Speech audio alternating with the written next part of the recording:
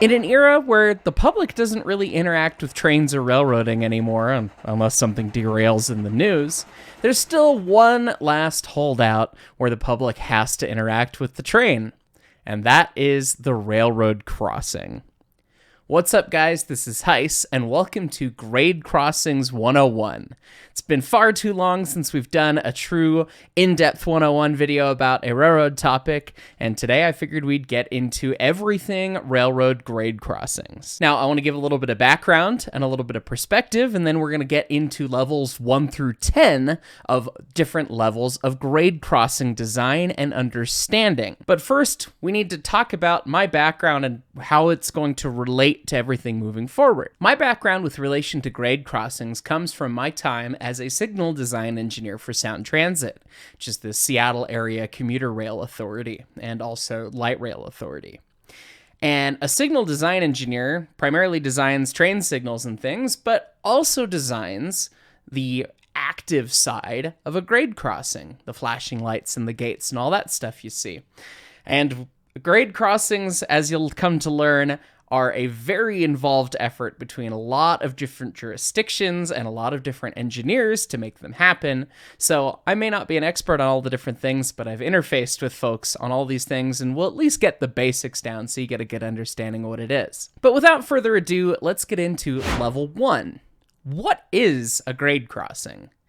This is something where there's many different terms out there, and depending on what part of the world you're from, some of them may not apply even. What do we mean when we say a grade crossing? What is this 101 video about?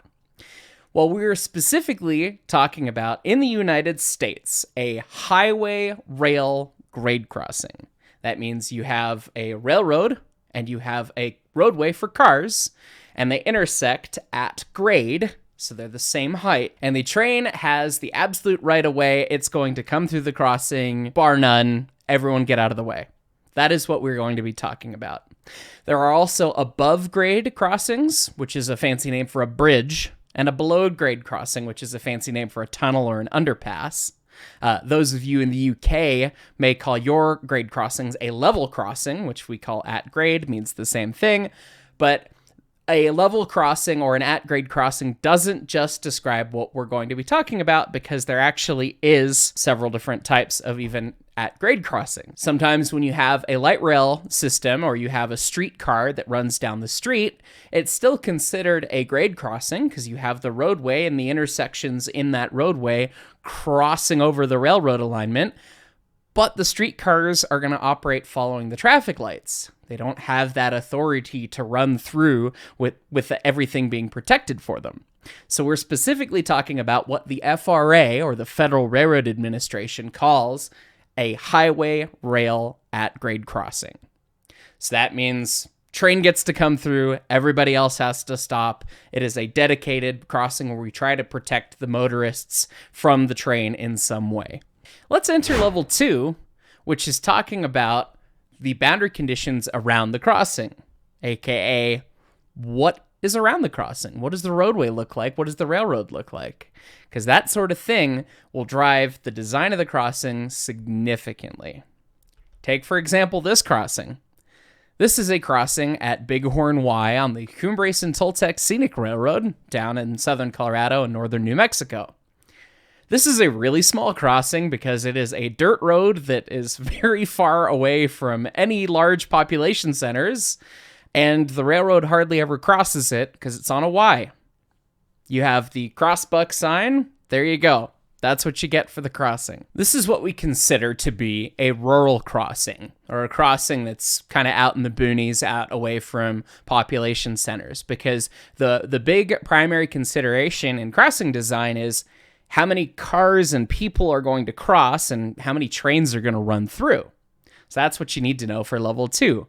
That amount of traffic is going to determine what you need to put in place. We very sparingly have a train here, and we even more sparingly have people here. So we don't really need much at this crossing. People are going to be looking out for it. Next, we have a similar kind of situation that illustrates this point. We have 2 crossings right in a row. This crossing that's closer to the camera here is a crossing for an industry. So every now and then a train will come in and switch cars out when it was in service. And the crossing behind is on the main line. And that crossing actually sees a bunch of different commuter trains throughout the day. And so the close crossing, it's in the same area, same traffic, same people, but the number of trains is significantly less and the speed is also significantly lower. So we can get away with just a crossbuck sign and the yield sign, little stopping stripe. There you go, a crossing set. But that crossing that's going to see a lot more action and a lot more interaction between the two different traffic types of people, cars, and trains has the flashing lights and the gates and the bells and all that sort of stuff. So the more interaction between your two traffic types of people/cars and as well the train itself, the more protections you need to have in place, because as soon as you have more and more interaction, you have more and more chance for an incident. So we need to treat the crossing accordingly. Crossings that are going to be in urban centers, such as this crossing, might need even further treatment. And this crossing is actually going to be a part of Eastlink, which is Sound Transit's link extension going to Bellevue and Redmond from Seattle. And as such, it's going to be a light rail crossing, which means you're going to have trains really frequently as you're running light rail through this crossing. And directly to the left of frame is a train station for that light rail system. You have a crossing of road and a sidewalk right next to the station. So you've got lots of people, you have lots of trains, and as well you have what we call a passenger or pedestrian generator. We have a train station. We're generating people that are going to cross this crossing, whether or not we've planned for it otherwise. People are going to come to ride the train, or people are going to be getting off the train, etc., and they're likely going to cross the tracks because we have that station there. And as such, we had to design the crossing in accordance and understanding that we're going to have more pedestrian traffic than at a crossing that would be midway through the alignment where it was just a crosswalk or just an intersection. A train station isn't the only kind of traffic generator, though. You got to think about the different things that are surrounding the crossing that have nothing to do with the railroad. Is there a school? Is there a big office building? Is there something that's going to cause a lot of traffic, maybe during a specific part of the day or just in general? Anytime you have those additional considerations, you get more traffic, you need to be ready for that higher flow and higher potential for a train versus car kind of scenario, and as such, you treat the crossing accordingly, which we'll get into in a little bit of later levels. So in level 2, we talked about the different types of traffic and the amount of traffic the crossing's going to see, whether it's pedestrians, cars, or trains, and how you need to treat the crossing differently. But what does treating the crossing mean? Well, that takes us into level 3 and level 4 ultimately, but we'll break it out. And level 3 is specifically talking about what we call passive treatments. Passive treatments gets us into the ultimately sexy world of the MUTCD, or the Manual for Uniform Traffic Control Devices. I have somehow avoided talking about this on the channel for over a year, but here we are. If you've ever been driving down the highway in one state and then drove down the highway in a different state, and all the street signs were the same and laid out the same way that you expected for the most part, you can thank the MUTCD. It is a book that basically says, this is how you make signs happen. And we have the same thing for railroad grade crossings. There's a whole chapter in the MUTCD devoted to railroad crossings and light rail and all that sort of stuff. So level 3, we're talking about signs and we're talking about striping on the roadway. So there's little things that you probably never noticed at a grade crossing that are actually designed to help you make the right choice when you get to the crossing and those lights are flashing. First things first, let's take a look at striping. So this is a slightly unique crossing where they tried an additional treatment of actually making the dynamic envelope of the train, aka the part of the train that will hit you if you're there, and outlined that in yellow, although ultimately found that the truck traffic over this crossing was wearing the yellow out, so it was not tried at any other locations. But as you get to this crossing, you can see that there's actual striping and channelization that exists for both the pedestrians and for the roadway vehicles. You can see in the approach to each crossing where the gates are, you have stop bars that are spaced appropriately from the gates. You can also see that there's a separate median piece that's raised up here with striping to go around the median and gates that are mounted in the median. And all of this is to attempt to funnel cars to that stop bar. So any traffic that's coming from any different direction is going to be funneled towards the stop bar and where the gate is. If you don't point people at the fancy flashing lights and gates you have, they're probably going to go around them. So you try and use striping and channelization to try and force the traffic to get to the point where they're going to be told what to do. Now, there's certainly a lot more that goes into striping and channelizing a crossing, but I'm not a civil engineer. I only worked with a couple civil engineers. My focus is on the other half of things that we'll get to shortly here. So if you're a civil engineer and you've dealt with grade crossing stuff and you have things to add in the comments down below, please let us know. The other part of level 3 is talking about the actual signs at the crossing. So exactly what signs are used at a crossing is going to be a little bit site-specific and also agency-specific, whether it's the railroad side or the roadway side. But there are some signs you're going to see at every crossing. First up, that crossbuck. Even the rural crossings are going to have the crossbuck. Most crossings that adhere to the MUTCD will also have a yield sign or a stop sign associated with the crossbuck. And bigger crossings with multiple tracks will also associate a number of tracks sign with the crossing. So you're being warned that you're crossing 2 tracks, not just 1. As well, almost every crossing is going to have one of these blue signs, and that is the MUTCD sign to report an emergency at a crossing. And so you call the phone number on the little blue sign, you'll be able to say what crossing it is, you'll be able to help out. So if you ever see an accident or an issue, someone's stuck on a crossing, that's what that little blue sign is for. Take a look around for it. It's usually on one of the posts or on the signal bungalow for the crossing itself. Other common signs include the advanced approach sign here, the yellow railroad crossing sign, and then that same sign as pavement marking in the roadway. And then beyond that, you start to get into things that are a little bit more site-specific and agency-specific. Say if you have an intersection, you end up adding the do not stop on track sign. If you have a dedicated stop bar, you'll add that. All that sort of stuff. And then Sound Transit, as an agency, liked to have the stop here when flashing sign as well.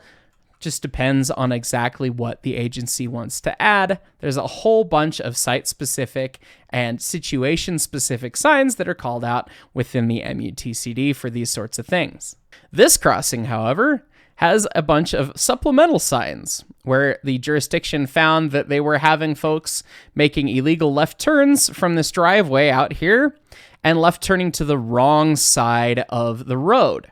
Rather than going around the median and everything that was put in place and avoiding the right turn only sign, they would turn left and then they would end up where there was no gate. And so as such, they put do not enter and wrong way signs. This has nothing to do with the railroad. This has everything to do with the city, and we'll get into that sort of conversation a little bit later as well. But this is a good use case of standard signs and something a little bit location specific. There's also a large number of signs that get chosen to be used by a specific agency, whether it be the city or whether it be the folks who own the railroad. Because these crossings are a coordination between who owns the road and who owns the railroad. And so in the case of the stuff I dealt with and designed, it might have been the city of Seattle and Sound Transit. It might have been city of Tacoma, etc., that sort of thing. So the roadway owner deals with the road side and the railroad owner deals with the railroad side, but it's really a joint effort to actually develop all of the different treatments that go in. And as such, you want to make sure you're following standards and the appropriate standards for your area. We talked about the MUTCD, which applies to all of the United States. But if you've ever been in a neighborhood and you've seen that they had blue street signs saying what the street name is instead of green ones, it's a little untypical, a little fancy perhaps. It's because they have their own amended part of the MUTCD. Different local authorities will add their own amendments to this sort of thing and come up with their own standards because they want to be a little different, or they think that there may be value in using one treatment over another. And as such, we get into signs like this one, which is one of my favorite signs because it's just, hey, general public, could you please pay attention? What does the sign say? Look. very wide. Yes. Hey, there may be a train coming from either direction. Please pay attention. This is one that Sound Transit commonly uses, and it always makes me giggle because that's where we're at as a society. It's fine. Another great site-specific use sign right here is, hey, truck, you might break your back. Be careful, because the crossing has a significant grade change for the roadway, and a truck trying to drive over this with a big trailer might end up getting the trailer caught on the crossing.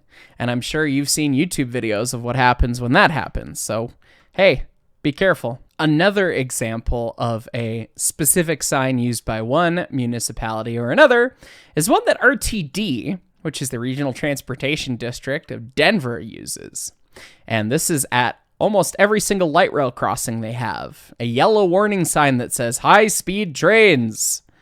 Well, it's a little bit of a fear factor of, hey, the trains go fast, make sure you're not on the crossing kind of thing. It's one of those things that as somebody very much so intertwined with this and not a part of the general public, it's like, what a silly sign to have, because they're not technically trains, they're light rail vehicles, and they're also not high speed, because high speed is just defined as anything over 79 miles an hour.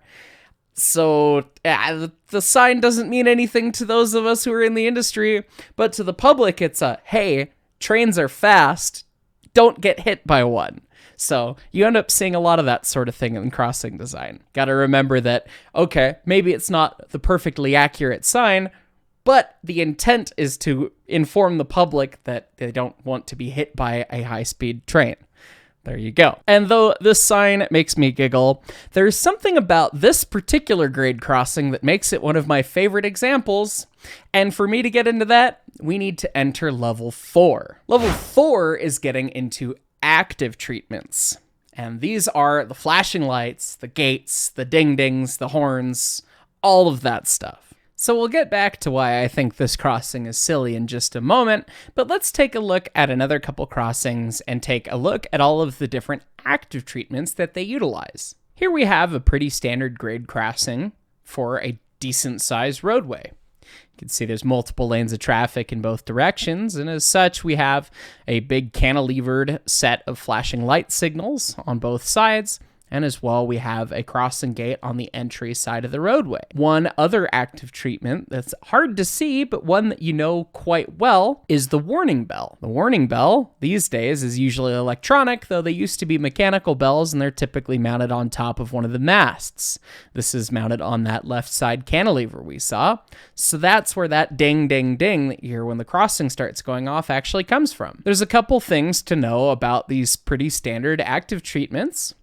That is that the gates are usually configurable for length. They can extend out to cover the whole roadway, though once they start to get too long, they start to have a little bit of a problem with the mechanism, and you usually need a second gate to ease the stress and make sure that the gates are actually responding and activating in the proper time. The gates have small lights mounted to them, little 4-inch lenses. The end light is fixed, and it stays illuminated the whole time the crossing's warning.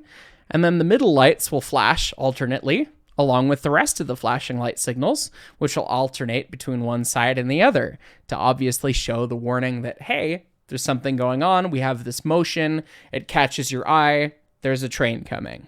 That's the whole point of all these treatments. Illuminated light at the very end of the gate is a reminder that that's the end of the gate, don't hit it. Just in case somebody had their lights off while they're driving around and they don't get the reflection of the stripes of the gate, they have a illuminated warning saying, this is the end of the gate. The gate mechanisms that actually lower the gate arm and the flashing lights on them are actually tied in together. So anytime that the gate is down, the lights are flashing regardless. They're interconnected like that. One additional consideration with cantilevers and flashing light signals like this is actually the maintenance of the lights themselves. If you have a bulb or an LED burnout, depending on how you've got the crossing set up, this setup would require somebody to come and block traffic with a bucket truck for somebody to go up there and change the lights out. More modern styled cantilevers will actually have a dedicated walkway that is fall protection rated and everything to allow someone to maintain the cantilever mounted lights from that location. Another consideration with the gates themselves is that the gate arms are usually mounted on some sort of pivot off of the mechanism. which is basically such that if someone does decide to drive through the gate, it won't destroy the mechanism, it'll just break the arm off or bend the arm off. And as well, normally at the tip of the gate mechanism, you can see that there is what we call a wind keeper, which will prevent the gate from blowing around when it's really windy outside and the gate's not in the active position, when it's basically acting as a large sail. That little guide there keeps the gate from waggling too bad back and forth. The other consideration for gates here is making sure you protect them. This crossing is actually set up pretty well. You can see we've got 4 or 5 lanes of traffic in this direction. As such, the gates can only get so long. And so we have 2 gate mechanisms, one on the left side in the median and one on the right side between the roadway and the walkway. You can see the way that the gate is set up with the multiple telescoping sections there to achieve that full length. But you can also note that there's little yellow bollards serving as a little bit of crash protection between the gate mechanism and the roadway itself. And we also have a raised median. So now we're seeing that the civil treatments are informing the active treatments. So our passive informs our active because it all ties in together. The gate's no good if some drunk guy runs up, crashes through it, and knocks it off. Believe me, it's happened several times all over the place. So you try and protect the hardware the best you can. But the reason that this crossing makes me giggle and I wanted to use it as an example is, remember a little bit earlier when we said that the bell is usually mounted on top of the mast? Well, there's a bell. There's a bell. Yo, I heard you like bells. I heard you like ding-dings at your crossing. Look, another one. And another one. And another one. And one more. There are 7 bells at this crossing. 7. Why? Why, RTD? Why? I remember coming back to this crossing the first time after I had been a signals engineer, because I grew up, I went to college and drove past this crossing all the time. I remember coming back, knowing some things about crossings and looking at it and going, there's 7 bells on this thing. It is very typical for a large crossing like this to have 2, one on each side of the roadway, so that you can guarantee that the pedestrians can hear the bell. But 7's a little ridiculous. And especially on this crossing where it doesn't look like there's actually a pedestrian access on that far side of the crossing. The bell, the warning bell, is a pedestrian-only treatment. It's not actually a treatment for vehicles, because if somebody's got their music blaring or they got a big loud car or whatever, they're not necessarily going to hear the bell anyways. That's what the flashing lights and gates and everything else is for.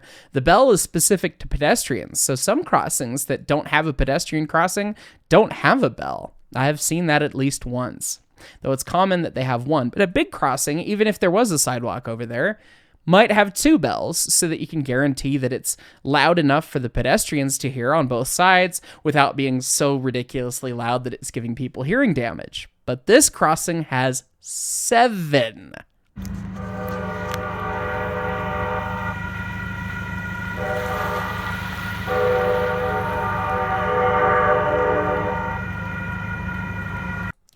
And as you can see in that clip, yeah. Yeah. I mean, a cacophony of bells. I mean, I guess it provides warning. But what I would love to know how this got designed like this. I would really love to know that. Crossing nerd out, it's fine. Perhaps one of the most interesting type of active treatment is one of the most coordinated as well, is the blank out sign. This is a pedestrian-only crossing on RTD that is treated a little bit differently with an interesting pedestrian treatment called a swing gate. That means that the pedestrian has to open the gate in order to cross the crossing, and is considered a pretty good treatment in that way that you have to commit to opening something and looking as you open to cross the crossing. And so you tend to see these in city or light rail type alignments. And this is commuter rail, so that makes sense. But we also have this blank out sign here. And this blank out sign made me giggle because it has no point right now, but it will have point in the future. Currently, it is a second train coming sign, which means that it is blanked out right now, hence why it's called a blank out sign. And as soon as two trains would possibly be crossing this crossing, it would flash to warn of a second train, which is an important treatment because a lot of times the train will finish going and people have been waiting for it, so they run right across it, and then they get hit by a second train. There's video clips of that happening all over the place. And so we have started to install, as a country, these second train coming signs around. The reason this one makes me giggle is because it's at a one-track crossing, and they're planning for expansion for the future. So ultimately, there's going to be a second track at this crossing someday, just not yet. So they have this installed in advance at the ready. When we add a second crossing, we've already got the sign. We'll be able to warn folks of a second train coming, because that's a pretty big danger. You'll also see blank out signs at places like roadway intersections, where you'll have a no left turn, or, hey, there's a train coming, you can't turn left, that kind of thing. That's the most common application of those. And they're usually a little bit more involved to set up because they usually involve connection with the city and interconnection with the city traffic controller. And that is going to be a level much later down the road here. But that about does it for level 4, which is active treatments. But how do we make sure that those treatments actually turn on at the right time? Well, let's talk about that in level 5. So level 5 dives into how we actually activate those active treatments. What do we do on the railroad signal side of the world to make sure that they do what we need to do? The first thing you need to know is that we have a minimum time that we need to warn folks at the grade crossing for, and that is 20 seconds. Per the FRA, you have to provide a warning of at least 20 seconds to any motorist, pedestrian, whatever, that a train's going to come through the crossing. Which means if you've got flashing lights and gates, you best be flashing those lights at least 20 seconds before the train hits the crossing. Otherwise, you're not providing that minimum warning. So that's the start of your warning time. But the calculations from there get a little interesting, and there's a bunch of different cases depending on the style of warning you're using.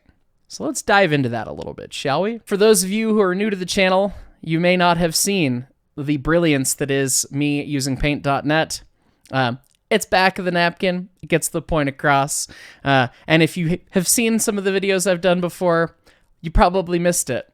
I can tell, you know. So we're back, and we're back in paint.net to explain things here. All right, so say we have this grade crossing here, and say it's a big roadway, like 4 lanes or something, and I've just condensed it down for the sake of drawing.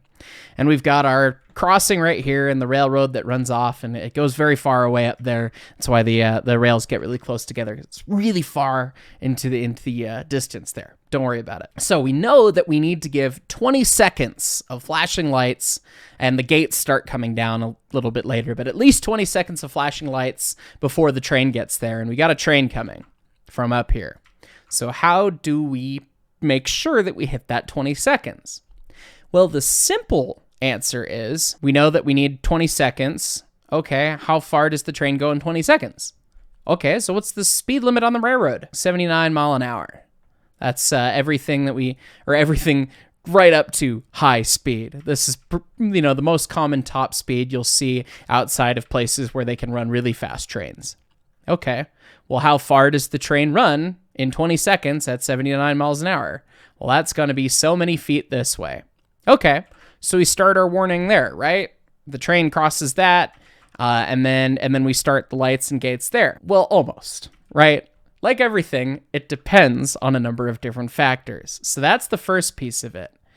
We get so many feet for our speed of approach. The way that we activate the treatments is using what we call track circuits. And that gets into things that dive into signals things. And if you want to learn more about signals, I have a great Signals 101 video from last summer. But the point is, you're making an electrical circuit within the rails that the train wheels short out. So it's an electrical circuit using the rails. But if the ballast is really wet and the ground's really wet, you're going to have a very different circuit than if the ground is really dry. You actually will start to lose the voltage differently across that circuit based on what the ballast is doing and what the actual electrical resistance of the ground. And so you need to bake in some time for that, because it might change what the actual circuit does and how everything communicates back to the signal bungalow. So usually we pad in about 10 seconds for that to make sure that, hey, we've got an extra buffer of time, 10 seconds. If the warning's a little bit longer, that gives us A, a little bit of a pad against the 20 seconds, and B, the ballast could be doing all kinds of weird things, providing a really short warning time or a really long warning time, and 10 seconds gives us a good buffer. And we also said that, well, this is a pretty big crossing, like 4 lanes in each direction. A wider crossing or an angled crossing means that the equipment's going to be mounted further out. It's going to take more time for the gates to come down. It's going to take more time for the train to cross through it. And as such, we tend to add some warning time there too. Maybe a second, maybe 4 or 5 seconds. We also add in about 3 or 4 seconds for the response time of our equipment. So, okay, we've got all these different things. We have how far the train goes at 79 miles an hour. We have an additional buffer based on the circuit conditions of our track circuits. We have an additional buffer for the width of the crossing, and then the reaction of our own equipment at the signal bungalow. That's got to be everything, right? Almost everything. You see this roadway? It's got a T intersection right here. And what if this is a big intersection that had traffic lights and everything on it, right? Well, if you've got an intersection that's really close to the tracks, you want to make sure that you don't have cars backed up over the tracks. And that means you need to talk to the intersection too, to make sure that you're not having a red light and you've got a bunch of cars piled up and then you hit them with the train. Because you can put all the don't stop on track signs you want there. People are not smart sometimes. So you want to make sure that you can clear those cars out. And we're going to talk about this more at a later level as well. That's its own specific topic. But talking to the intersection involves something that we call preemption. And preemption means, hey, we need to talk to this traffic light early enough that it has enough time to clear those cars out so that when we start blinking the lights and blowing horns and all that sort of fun stuff, that there's already no cars waiting there. And so we need to add an additional buffer on top usually. Sometimes you can use it within this space, depends on speed and all this stuff, but you need to consider this because you got to give that traffic signal cabinet its time to do its thing. So you end up with all of these different stages. Distance that the train moves, ballast resistance issues, wide crossing, angled crossing, reaction of equipment, and then as well preemption. And boom, you figure out all of that time based on the top speed of the train. That's 79 miles an hour. That converts into a distance. And at 79, you're talking about like almost a minute ahead. So this is like a mile away, basically. You put in the end of your track circuit there. The train gets on that. We start the warning, right? Again, it gets more complicated than that. It depends on what kind of warning you have. Because imagine you have an express passenger train that's coming in, and we've designed this warning. It's got the warning about a mile out. It gives us 60 seconds of action in the bungalow, talking to the city, talking to the crossing before we actually have the train come through. And, maybe 30 or so seconds before the train comes, the lights start to go and we start to get the gates and everything. But the total start of things in the bungalow is about 60 seconds. Got that 79 mile an hour passenger train hauling the mail, going fast, running through that crossing. Works great. And then you have a 10 mile an hour slug of a freight train come after it.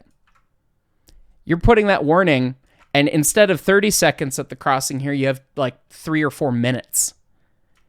What happens to drivers when they sit there at a crossing? You get angry, right? Do you like sitting at a grade crossing waiting for a train? I'm pretty sure everyone who's watching this has probably been stuck at a crossing and sat there and counted cars and go, really? They're precision scheduled railroading 200 cars on this train right now? I got places to be. So you hate waiting for the train as it's going through.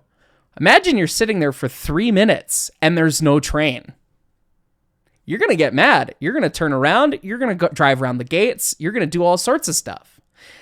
And that is a huge concern. Not just allowing a minimum warning time, but also a maximum warning time.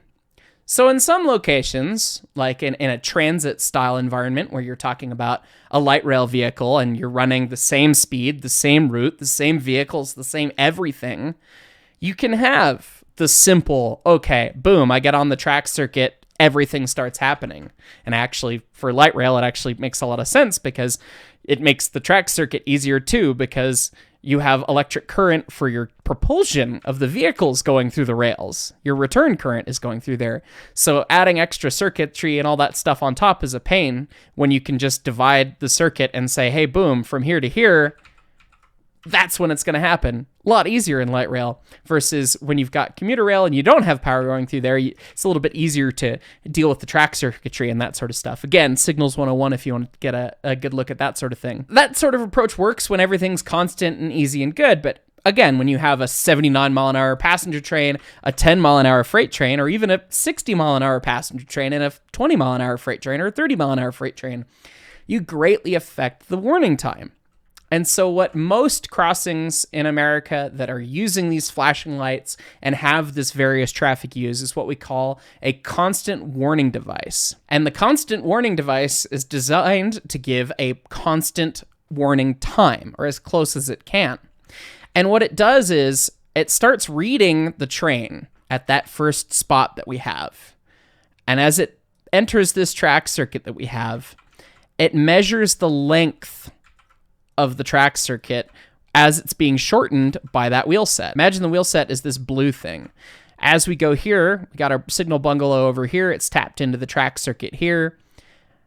As the wheel set gets closer and closer, the track circuit runs through that wheel set and it becomes less and less track.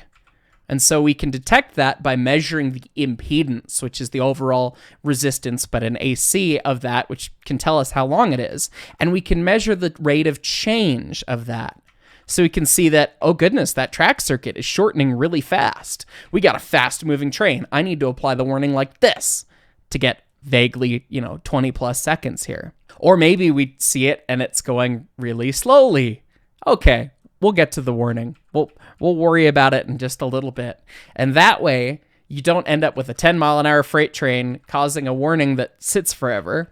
Though it does introduce some interesting, fun little tidbits to this. If the train enters the track circuit and it's going fast and it's slowing down quickly, like it's stopping for a station or it has an unexpected stop, sometimes you'll calculate the first warning at that high speed and you end up with the crossing doing this. Guys, I've been auditing grade crossings all night and day, and it's happening. It's happening! I wonder if this is giving me the FRA minimum 20-second warning time. I bet you it is. What the fuck is this shit? I was really confused in the moment because I'd been auditing those crossings all day and I hadn't seen any of them activate. And so to watch one turn on and then turn off as a junior signal engineer who didn't know these things was very perplexing. But what happened was the train had to slow down for some reason, and then the crossing came down, another 30 seconds later, it reactivated as the train was going much slower. But you can get those sort of false activations from these kinds of devices. Once the train gets to that crossing, it enters what we call the island track circuit that spans the actual roadway itself, and then it gets on to the other side's approach to track circuits, and as long as you are logically going, this circuit, this circuit, this circuit, it knows, okay, we can turn these off once we clear this guy because we know that the train's running this way. Now, there's a couple other different ways to activate treatments, and there's a couple other different styles of specific treatments like this, but this gets the broad context out to you. If you want to watch a really neat video that's a little bit rail fanny and shows this sort of stuff in action, Distant Signal, which is a wonderful YouTube channel, and I could listen to Danny Harmon talk for days. Dude has a fantastic voice. He put out a great video kind of illustrating these approaches and how they actually work on real rail locations back on the East Coast. So if you want to take a look at that, it's up in the corner right now. So that's 5 levels. Let's take a quick recap to make sure that we've got everything under our belts and understand all these different things. So in level 1, we talked about what a grade crossing is. An at-grade highway rail grade crossing. It's not an intersection. It's not a street running type event. It is not a bridge. It is not a tunnel. It is a roadway and a railroad crossing at the same grade, or a level crossing, with different defined treatments put on it to ensure that the trains can operate through and they have the holy right of way that cannot be usurped by anything else. Everyone has to wait for the train. In level 2, we talked about how there are different types of crossings. Some are very rural in nature, like this one, and they don't have many treatments. And some of the crossings are much more urban and have a significantly larger amount of treatments because they have more traffic, because they have more train traffic, more pedestrian traffic, or more roadway traffic, or one of a lot or the other. They also may or may not have traffic generators like that railroad station we talked about, or other big buildings, offices, schools, that sort of stuff that will drive traffic through that crossing. And so as we have more people, more cars, more trains, we need to add more treatments to the crossings to ensure that they can be as safe as possible. In level 3, we talked about the passive treatments that we can apply based on the different types of crossings. More rural crossings tend to get very limited treatments, just a couple simple signs, and the more busy crossings end up getting a lot of different passive treatments, a lot of signage, the advanced sign, the roadway signs, site-specific signs like the one-way signs that we talked about, all those different things, all designed to funnel the roadway users to the active treatments that are there, or to ensure that they're not crossing the crossing in the wrong way. So it's the combination of those signs, the channelization with the medians, and all the roadway striping and everything that helps to actually ensure that the rest of the treatments work properly at the crossing. And then we talked about the active treatments in level 4. And in level 4, we're talking about the flashing light signals, the gates, all those different things that are activated by the train that are not just a passive sign, but they are an active flashing light, dinging bell, crossing gate coming down in front of you, and kind of how they're laid out and some of the nuances of them to make sure that they don't get damaged and that they can be applied to a number of different scenarios. And then in level 5 that we just got finished with, we talked about kind of how we activate those treatments on a really broad level, how we make sure they're providing the right warning to the motorists and roadway users so that they know that a train is coming and they're not stuck waiting at the crossing for a super long time. So what's level 6? Level 6 is talking about vision and sight lines and flashing light signals. One of the most important aspects of crossing design isn't specifically about treatments, but it's rather how you use them. I purposefully didn't talk about flashing light signals in too much detail in level 4, because there's a lot that goes into the application of them that it deserves its own level. And so what do we mean by all this?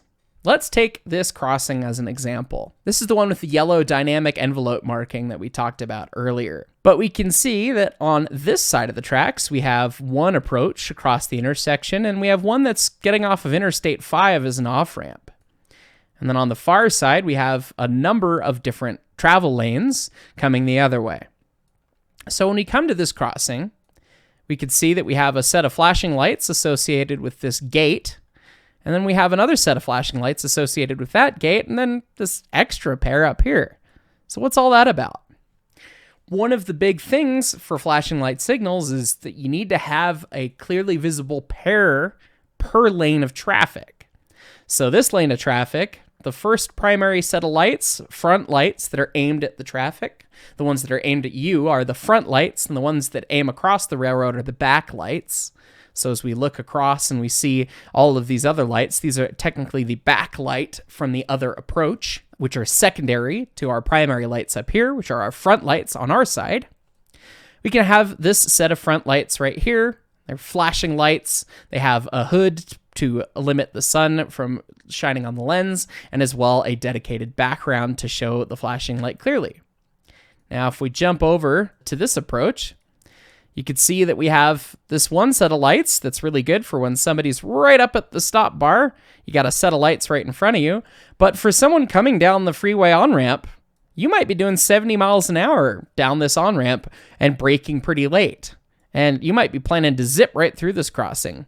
So we aimed a second set of side lights down that freeway on-ramp to give you much longer visibility. So someone who's up here and stopped at that stop bar can see the lights, and somebody who's coming from further away also has a set of lights aimed at them.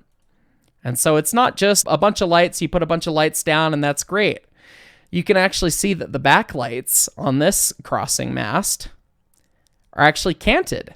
They're actually kicked, and when you look at them up close, they kind of look kind of goofy because they're designed to be seen from the other approach. So they actually kicked the lights and swiveled them and cantilevered them differently to make them more visible. If we jump over to this other approach, we can see that we have several sets of lights again. We have the set of lights, the front lights on the mast. We have 2 sets on the cantilever and then a 3rd set on the median gate. And remember, I said that you need at least 1 set per lane. So this cantilever can only go so far. So we've got a set of lights for this lane, a set of lights for this lane, and some of the approach signs that are very important tend to block a little bit of these lights when we're super far away. But when you get right up close, the lights are right there for someone making a right turn. But for the further approach, we have the lights up here mounted up high, and then the 3rd set in the median for that left lane. And then, of course, you could see the backlights across the crossing. So that's why there's so many different flashing lights at a crossing and why they're applied really differently. Looking at my favorite example crossing, we can see the same thing. Again, we got flashing lights on the mast itself for the rightmost lane. We got 2 up high, and they've backset the stop bar so that someone at the stop bar can easily see the lights on the cantilever, which is another strategy. And then for the leftmost lane, we got that set and another cantilever out of the median for that lane because we have 5 lanes. And then there's 5 sets of flashing lights. Each lane so that if there was a big semi-truck ahead of you or to the side of you, and you're a little car in the middle and you're surrounded by big semis, you could see up ahead of you that there's flashing lights. You're always guaranteed sight line of 1 set of lights is really the design principle. Can you guarantee it always? Not necessarily, but can you do a survey and try and add as many sets of lights that are as appropriately aimed as physically possible? Yes, and that's what we do. But sight lines and visibility are not just about flashing lights and whether you can see the treatments. They're also about whether or not you can see the train, because that adds a whole nother level. If you can't see the train, such as at this crossing that we've been using as an example, the train's approaching from here. There's a bunch of tree cover. You can't really see it. So we need to make sure we have treatments such as lights and gates to ensure that, hey, you're not reliant on visibility of the train itself, you're reliant on visibility of the treatments. And so that's another thing that goes into how you treat a crossing. You may have a relatively rural crossing that still ends up with flashing lights and gates that doesn't have as much traffic just explicitly because you don't see the train until the train is right there. You can't always rely on the verbal warning of the railroad's horn. So it's really important that you always have visibility of either the train or the treatments. And as you make the roadway more complicated, the treatments end up getting a little bit more interesting, as we saw with that on-ramp. Here's another one where visibility gets interesting. The main roadway is a pretty big roadway, and you've got pretty straight roadway approaching the crossing from both sides. So we got lights on either side for each lane, same thing on the other side, but then we got an extra set of side lights right there. Oh, it's for this industrial driveway? Industrial driveway parallels the tracks. Yes, there's a right turn only, but as we discussed, sometimes people will make illegal turns, won't follow the other signage, so it's important to kick a set of side lights aimed at that approach as well. You can also see from this angle how kicked the back lights on the opposing masts are to aim at the other lanes of traffic. You want to make sure the lights are aimed where people are going to see them. That's what level 6 is all about. So in level 7, we're going to talk about something that comes up in the railfan community as a topic relatively commonly, and that is quiet zone crossings. Crossings where there's not a train horn, or there's a special kind of train horn, or sometimes somewhere in between. So what does quiet zone mean? Well, a quiet zone is where the municipality, typically the authority having jurisdiction of the roadway of the crossing, AHJ is what we call it in the industry, has requested that the railroad doesn't blow the train horn at the crossing. And that starts a whole pile of different things in motion to make happen. It's a lot that actually goes into making a quiet zone crossing, because one of the primary treatments that we haven't talked about at crossing, because it's not necessarily part of the design so much, is actually the locomotive blowing its train horn on its approach to the crossing. Anyone who deals with railroad things or is accustomed to railroad knows that the railroad whistle signal or horn signal for going through a crossing is long, long, short, long. And many folks have said in the past that that's the Morse code for Q, which means to quarantine the crossing, apparently. But either way, whatever the origins of it, that whistle or horn sequence is what locomotives have used in advance of a railroad grade crossing for a long, long time, which is a loud, audible warning that motorists, pedestrians, everyone can hear, hey, there's a train coming. And it's one of the most obvious things out there, because sometimes otherwise trains can actually be surprisingly quiet. Don't believe me? You should work in a rail yard. They will sneak up on you. But in a quiet zone, there can be multiple different applications or adjusted applications of how these sorts of things work out. Let's take a look at an example here. Here's a quiet zone crossing. You can see that on the approach, it says, hey, no train horn. You get the additional sign saying that there's not going to be a horn. And as we get closer to the crossing, you'll note that there's a little bit more going on than we were talking about before. This crossing specifically has exit gates. So most crossings we talked about so far only have entrance roadway gates. And again, I didn't talk about exit gates during the active treatments because I thought it would be good to talk about them here. So we can see that this roadway is right next to an intersection. We got 3 tracks. This is on RTD and Arvada. And this is also BNSF. It's actually kind of a neat thing. It's a mix BNSF and RTD. Electric and diesel alignment. So there's a lot more that even goes into designing something like this. But anyway, we have the entrance gates for all the 3 entries, for the right turn lane, that lane there, and the lane here. And then we have 2 exit gates. And exit gates come down later than the entrance gates, and they're either on a timed operation or sometimes they also have a vehicle detection loop built into the roadway so they don't come down and lock a vehicle in the crossing. But the thought with exit gates is, in a location where we can't have a median and channelization to funnel people to our entry, and very typically in a quiet zone location where we've lost some amount of safety treatment with the train horn, we need to add additional safety treatment in some way.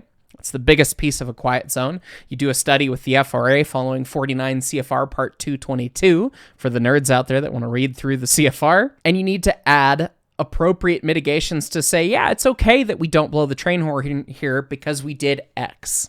That's the basic, simple piece of it. Yes, we're not allowing the train to blow its horn here now, but now we have exit gates. So people can't run around our entrance gates because we have 2 sets of gates now.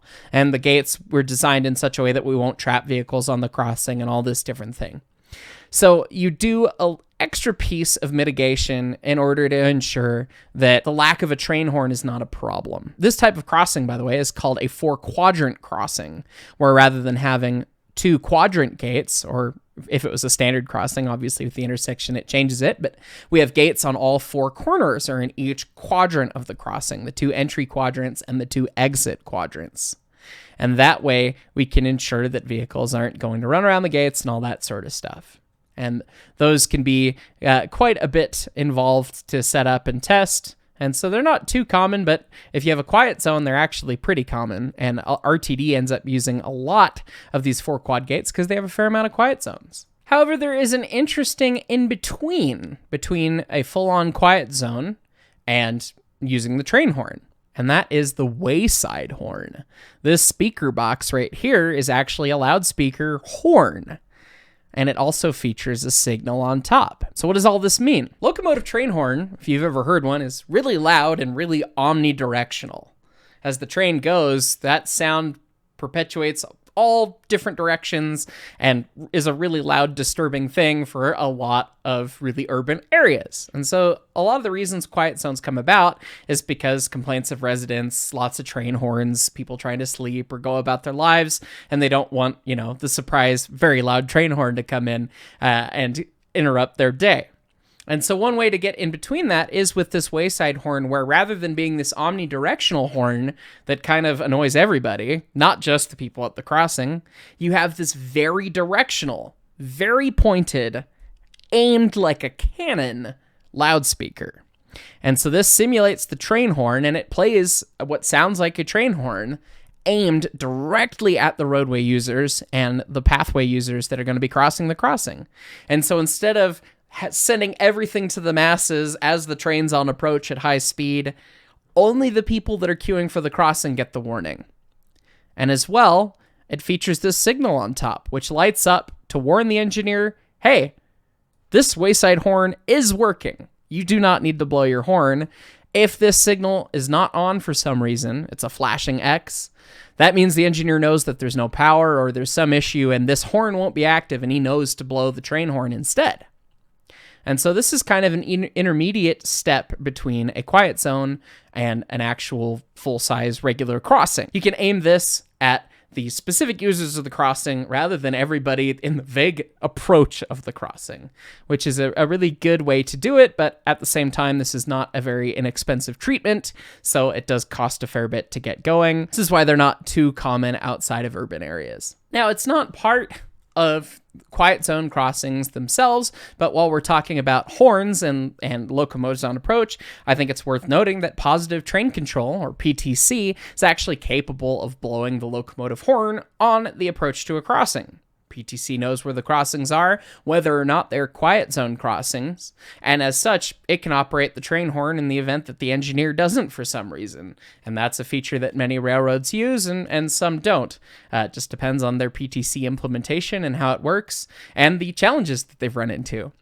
One fun story from my time working for Sound Transit was we got the horns set up to work on our commuter trains, and we got a lot of complaints from passengers right afterwards because it turned out that the setting for what speed the horn took place on was set by our host railroad, BNSF, and we couldn't change it for just the commuter trains. And so anytime a train was going more than 6 miles an hour, it would sound the horn for the crossing. And that sounds reasonable, right? Until you realize that a commuter train flying into the station on a tight schedule with a crossing on either side of the station is still doing about 30 miles an hour midway through the platform when its PTC thinks it's going to run through the next crossing, and so it starts to provide overrun protection. Crossing gates come down and everything, and PTC starts playing the train horn right as it's screaming past all the passengers waiting on the platform who are now deaf. Yeah. That didn't go too well. So some people don't use the PTC-enabled train horn, but many do. And with that, we'll wrap up Level 7, talking about quiet zones and locomotive train horns.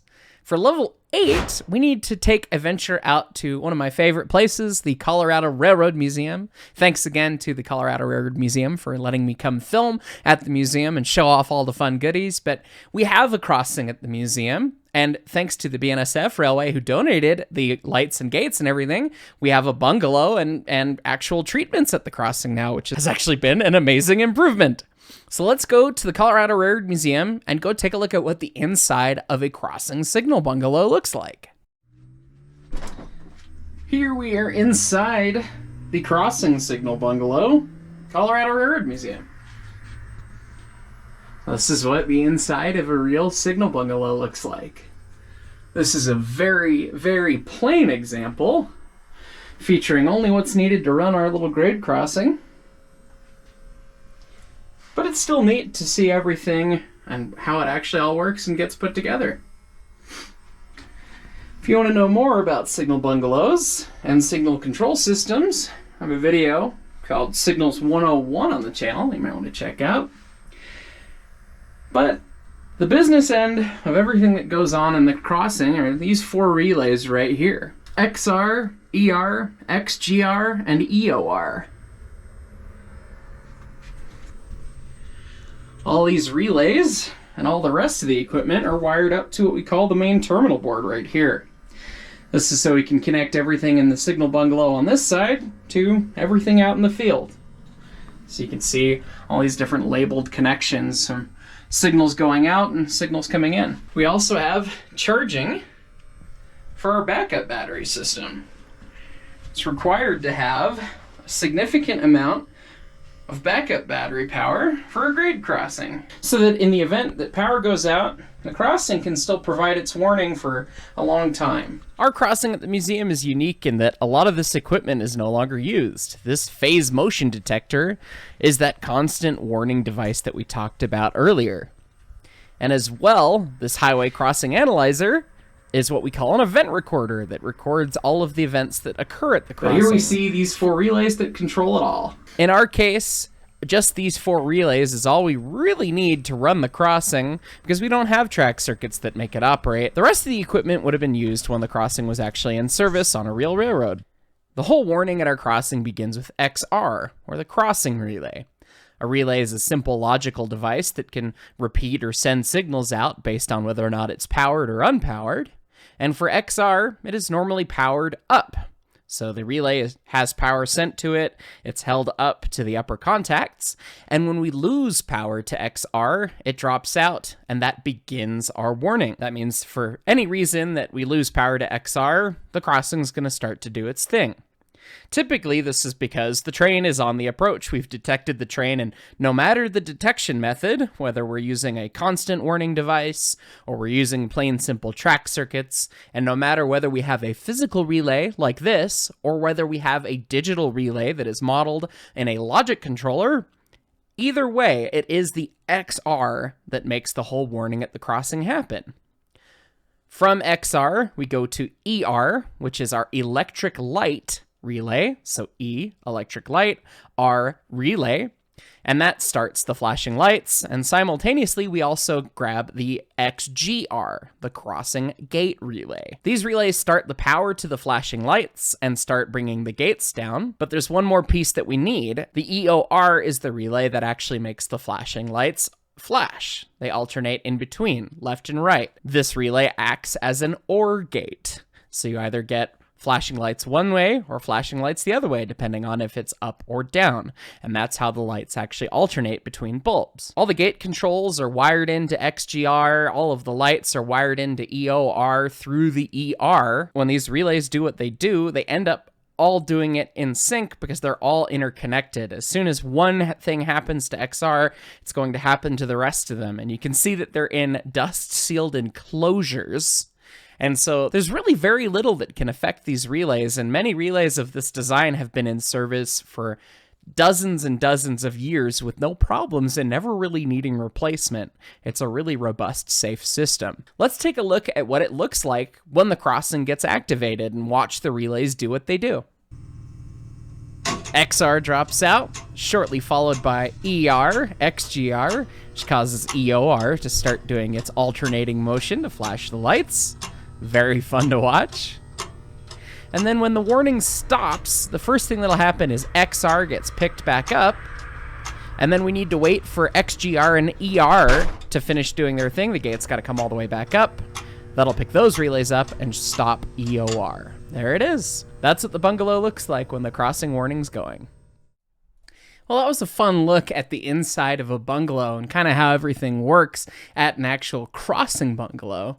But before we move on to level 9, let's do a quick recap, shall we? What we just covered started at level 5. Level 5 is talking about activating those grade crossing treatments that we talked about, and how they need to be activated by track circuits that sense how fast the train is going or where it is, and we need to space them far enough away that we can make up for the minimum warning time, the variance in the ballast, the reaction of our equipment, and as well any other factors like the crossing being wide or on an angle, and then as well for our preemption if we have a traffic signal next to our crossing. Level 6 was all about sight distance and how we need either sight distance to the train itself or to the treatments that we place at the crossing so that we can ensure that we can either see the train or we can see the warning. And if we can't see the train, we better add a warning that we can see. And as well, we need to have flashing light signals if we have active treatments and a set that's visible per each lane of traffic. Anyone on the road can look down the road, and no matter what vehicles are around them, they can see at least one of these sets of lights, and we need to aim them in such a way that they're easily visible. Level 7 was talking about train horns and quiet zones at crossings, and how if we decide to have a quiet zone because the municipality decided that they don't want to hear the train horn anymore, they can work through CFR 49, Part 222, and they can come up with a crossing with no train horn, which needs additional safety measures, in many cases involving 4-quadrant gates, where we have entrance gates and exit gates as well. We also talked about the intermediate possibility of using a wayside horn instead of using the main train horn, and there's other solutions out there as well. In Level 8, we went to visit the crossing bungalow at the Colorado Railroad Museum, got to see all the relays and how they're interconnected and see the battery backup and understand how the crossing actually functions. So Level 9 is something that we can only really touch on very briefly here, because the actual topic itself and the coordination that goes on is really in depth, and you could take a week-long course just about preemption. But I'm going to do my best job as a railroad signal engineer to talk a little bit about city traffic engineering and why it matters to us with the terms of a grade crossing. So let's go back to our example here that we have with our grade crossing that we drew in paint.net. I've gone ahead and I've drawn a little bit more. You can kind of see the outline of the road, and we can start to see the start of the traffic signals and everything here. So when you have a railroad crossing within a certain distance of an intersection, you need to consider controls to the intersection itself. And this is a true fact across time and space. On my recent visit to the Durango and Silverton, which is a narrow gauge tourist railroad, I found out that they have preemption on their grade crossings that was installed by the Rio Grande back in the day. So steam railroads are not out of the thing on this. So it's pretty fun. What we're looking at here is a railroad and then the intersection. When there's less than 200 feet between the railroad and the intersection, you need to have preemption. And then between like 200 and 500 tends to be kind of, yeah, you should study and see if you need it. And then beyond 500 feet, you usually don't need to have it.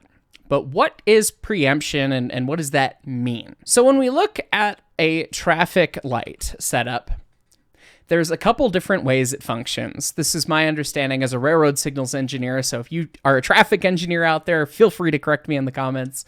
I'll try and highlight it the best I can. The traffic light, whether it's timed or whether it has sensors or whatever it does, gives priority to certain phases. And so if you got cars coming this way, it's going to give priority to this phase, and then it'll give priority to the next phase that queues up, and then the next phase, and someday it'll get to the lonely left turner that wants to turn, right? But preemption is different than priority. Priority is kind of like a queue, where you're saying, okay, well, after we serve this guy, we're going to get the straight in this direction. Preemption says, you are going to do this now. Don't care what you're doing. You need to do this. Skip this. So typically, when we have preemption, usually the reasoning is cars queuing across the tracks. So you get to a situation where you have a red light right here near the railroad, and you start to have cars, stack up across the tracks. Somebody's dumb and they park on the tracks, whatever. And so when the train hits that first piece, we'll send an advanced preemption, or if the geometry allows us, a simultaneous preemption. Advanced means before the flashing lights happen. Simultaneous means we start flashing lights and then we take control of this at the same time. But we'll send a preempt to the city controller, and the city controller will go, oh, there's a train coming. We need to clear these cars out. And so they will end whatever phase they were serving as quickly as they can and give a green light on the track side to give track clearance green is what it's called. And you have to do a study to ensure that you give enough time to clear the amount of cars that stack up right here before the train and the warning starts. Because the whole idea is you want to clear this space between the stop bars, between someone being stopped here and someone being stopped here, so that all those cars can drive on and get out of the way and not get hit by a train. And at the same time, you want to make sure you're limiting other movements that would put cars queued across the tracks. You don't want to be allowing left turns, and you don't necessarily want to be allowing people to come across if you can avoid it, although this intersection that I've drawn isn't the smartest setup. But I'm sure there's a real one that looks like this. We clear the cars out, and then the warning starts. And then we can have the light do whatever it needs to do. Maybe it continues green. Maybe it changes to serve a different phase, which would make the most sense, because once these gates are down, nobody's coming this way. So you might as well serve people trying to turn off of this other thing, or do cross traffic if it was a four-way intersection and that kind of thing. But the preemption is basically the railroad telling the city, hey, train is coming. You need to clear everything out of the way of the train tracks. And it's very much so a coordinated effort between the city that owns the roadway, or the county or the district jurisdiction, whoever it is, between them and whoever owns the railroad, to make sure that what happens when that preempt get calls is correct, and that we can clear that and safely get all the traffic out of the way. And that is very different than someone pulling up to a stoplight and it's got a little traffic detection loop, the little circles that you see, and then, oh, the light changed for me. That's a priority change. This is a preemption change saying you're going to do this now because we have the train coming and we're going to take control of it. But you don't always need to have preemption. Sometimes you're far enough away that you don't need it and everything can operate independently. But then there are even weirder situations where sometimes you need to have supplementary signals to go with the grade crossing. Let's take a look at one of those. So here we have another railroad crossing on our TD. Again, it's a quiet zone crossing, and as we approach it, we have that advance warning sign and the pavement marking that we talked about earlier. We come up, we have a sign that says stop here on red, and a traffic signal right here, despite the fact that the intersection is on the other side of the tracks with yet another traffic signal. Because now, people obey red lights, and they sometimes obey flashing lights. We can put up this red signal, and we can stop traffic before we cut off the signal down here. This is called a pre-signal. And so we can turn these signals to red. The warning starts. Then we have a red light plus flashing red lights while we still have the downstream signal green to clear out any traffic that remains. And then the traffic can go wherever it's going to go, and we can prevent any more vehicles from entering that unsafe queue area. And so everyone's stopped at the stop bar or otherwise. And as we get closer, we can see, okay, there is the 3 railroad tracks, and there's enough space that maybe one car could get trapped between the tracks and between the exit gate or the actual intersection itself, maybe one in each lane, which is why they probably added these supplemental signal heads on this side, the pre-signals there. So anyway, there is a large different amount of combinations when you're talking about an urban environment with a grade crossing in it, where you end up with railroad crossing right next to a controlled signalized intersection at the city, and it turns into a huge coordination piece. The city has to have everything timed right and set up right on their end. So does the railroad, and the interconnection needs to work and join up, and there's joint testing, and there's a whole bunch of stuff that goes into it, and there's a lot of design parameters for specifically getting those sorts of flows to work out properly. And like I said, you could do a whole course on it, but it's a very important piece, and I wanted to touch on it briefly as our level 9. So what's level 10? What else could we possibly talk about with grade crossings? Well, the last thing that I wanted to talk about is kind of the future of where crossings are going and the ideal design of a grade crossing. The ideal design of a grade crossing is one that doesn't exist. Along with the crossing that had the look sign that we pointed out earlier in one of the earlier levels, this crossing has actually been removed.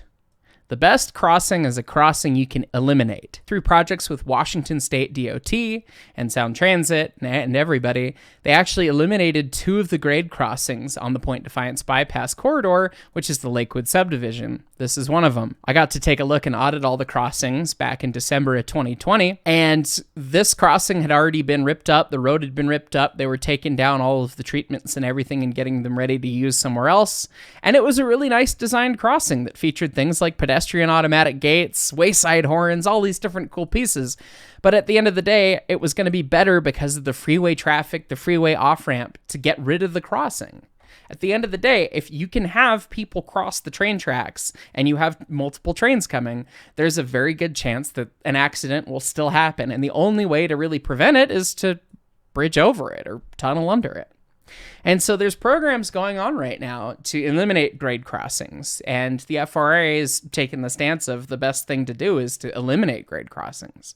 We'd prefer to build new alignments without them if we can, because There have been a lot of incidents. I want to say the statistic off the top of my head is once every 90 minutes, a car, whether occupied or not, or person gets hit by a train. The train's not going to swerve out of the way. The train's not out to come get you. You have to purposefully be in the way or, not understand that you're in the way in order to be hit. And we can put all of this different safety equipment and flashing lights and all this stuff and design it just perfectly, and still something can still happen. So the only way to truly get rid of it is to try and grade separate. And so there's projects going on to do that. And as well, there's standards and agencies to try and make sure we don't have more grade crossings. It was a big thing when I was leaving Sound Transit to say, hey, let's try and make the standard no grade crossings. You may not design a crossing, use a bridge, use a this, do this. It is challenging because it comes down to a huge cost of you're building a big civil structure to avoid a cheaper grade crossing, but what's the cost of having an accident like that too? So, challenging thing. The other piece of it is a possible interconnection with positive train control. So right now, the crossing is very much a receiving thing only. Train says, hey, I'm coming.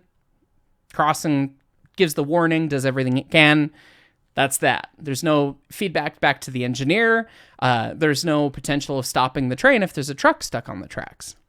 And there have been studies and tests being done by the people who develop positive train control to add a potential image sensor to the locomotives and wayside to detect if something is stuck on the crossing and automatically stop the train. There's concerns about that with people spoofing it or people gaming the system and stopping trains for the sake of whatever, but that is a safety technology that's being investigated. There's also the same technology being investigated on the automotive side, where implementing something in a car or all new cars to say, hey, you are on the tracks right now and there's a train coming, and plays sound over the speakers in the car to say, you need to move.